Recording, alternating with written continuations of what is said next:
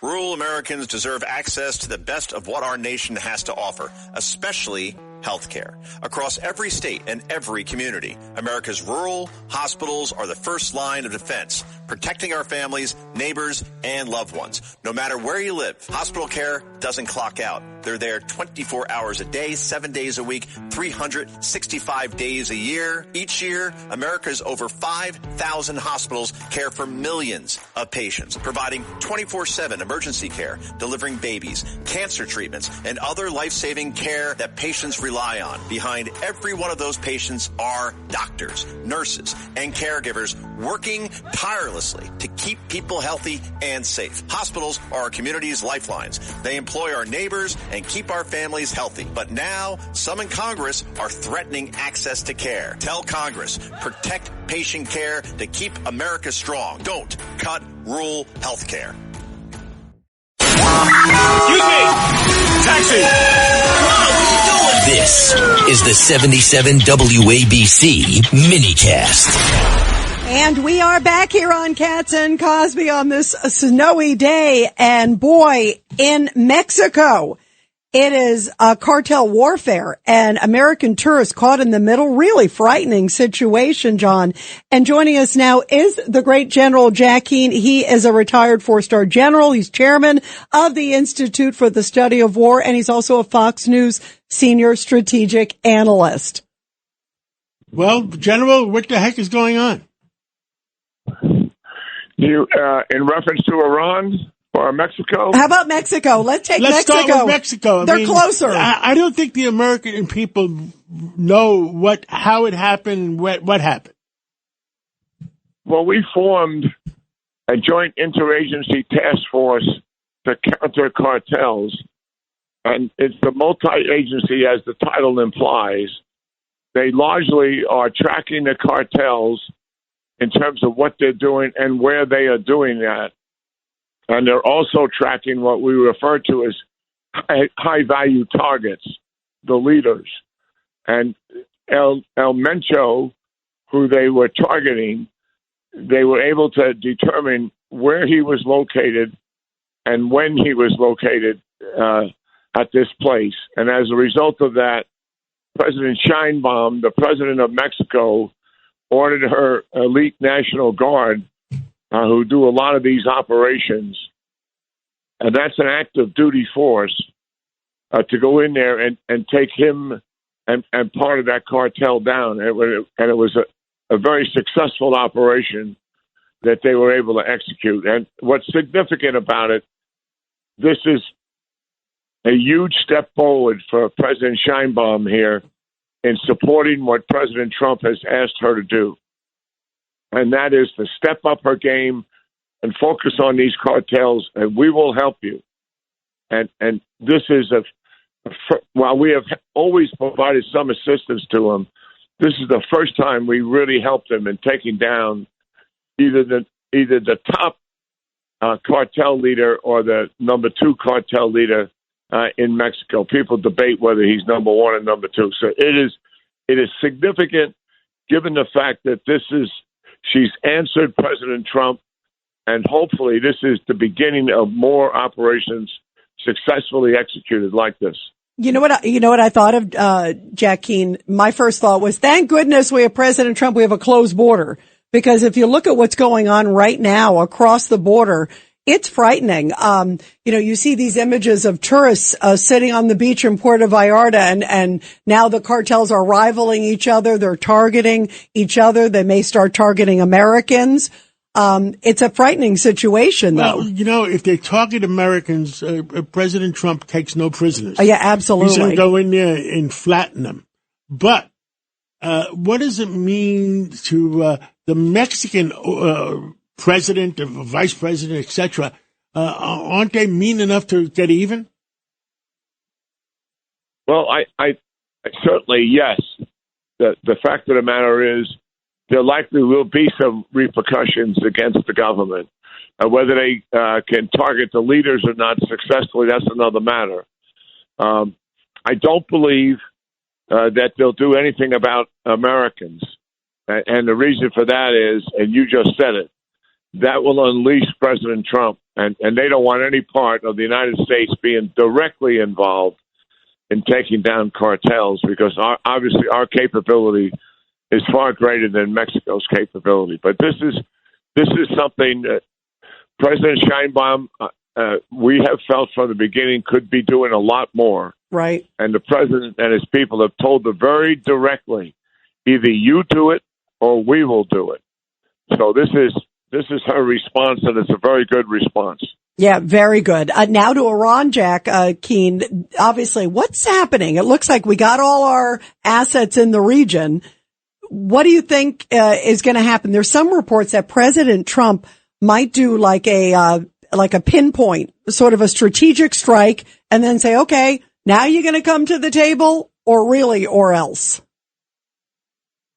I really think where we're at, we're still doing some positioning of our forces in the region, particularly our maritime forces.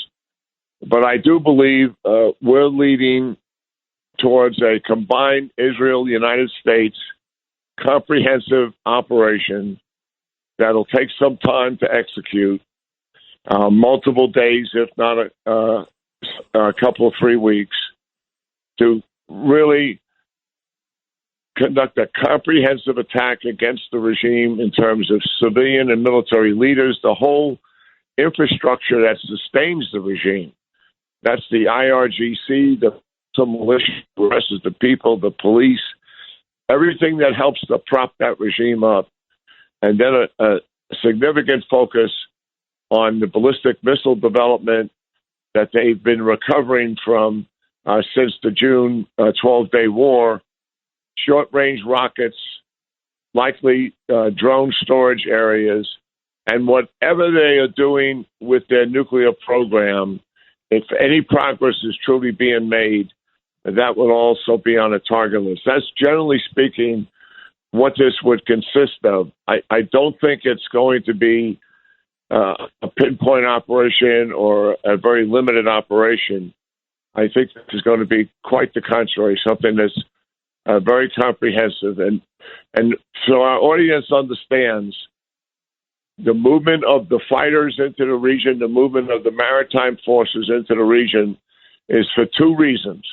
One, to be able to protect the U.S. bases, and two, also to protect Israel with defensive weapons, because they will fire ballistic missiles, they will fire the short-range drones, and they will launch.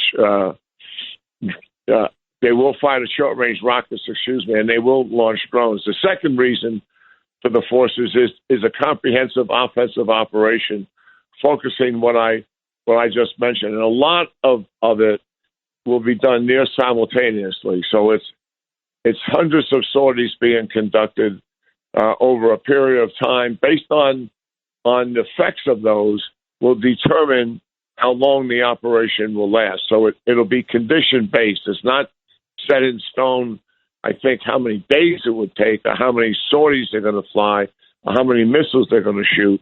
It depends on the success and how long it takes to achieve the objectives that the military has been assigned and what their accomplishments are. Every single day we'll do battle damage assessment and determine what has been effective and what has not, and what remains to be done.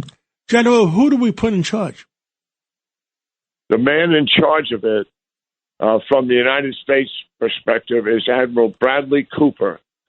As the name implies, he's an admiral. He was the deputy commander to General Eric Kurilla, who ran the 12-day, who supported Israel in the 12-day war operation. Oh, yeah. And did Midnight Hammer. By the way, I was with him in Normandy. I know General Kurilla.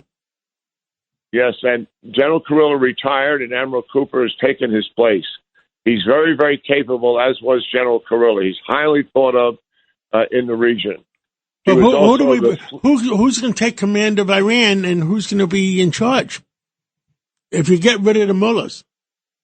Well, we don't know that for a fact, because we don't know how successful the operation will be against the leaders. I do think there's likely an attempt to take as many of these hardline leaders down, or at least force them to step down at some point as a result of the operation. I suspect there'll be obviously someone will take over from hopefully these ideologues that have been running the country for 46 years, likely authoritarian leaders to be sure, maybe more nationalistic than ideologues, maybe more concerned about running the country effectively as opposed to supporting proxies and supporting wars in the region. I think what the ideal thing would be is that we would be able to bend these leaders to our will, much as what's happening in Venezuela. Right, that's what I was just thinking too. Yeah, right. That's an interesting process. Yeah, that's an interesting point, Jack. It's sort of that could be sort of the template, if you will. General Jack Keane, we love you, Jack. Thank you so much for calling in on a snowy day here. Thank you.